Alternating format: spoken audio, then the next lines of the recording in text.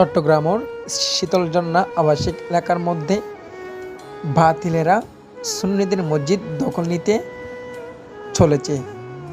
সেই সময়ে সুন্নি আলেম উলামা এবং তরুণরা চাপিয়ে পড়ে ওই মসজিদ রক্ষা করার জন্য।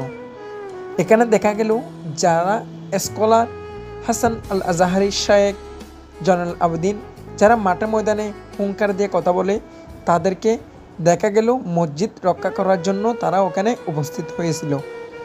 এটা দেখে মানুষে অত্যন্ত খুশি, সবাই সাহস পায়, তাদের বল যোগায়। সুন্নি তরুণরা চাইলে কি না পারে, সব কিছু পারে, এটাই প্রমাণ। অবশ্যই এরকম বাতিলদেরকে হুঙ্কার দিয়ে বাতিলদের বিরুদ্ধে লড়াই করে সুন্নিদেরকে বিজয় আনতে হবে।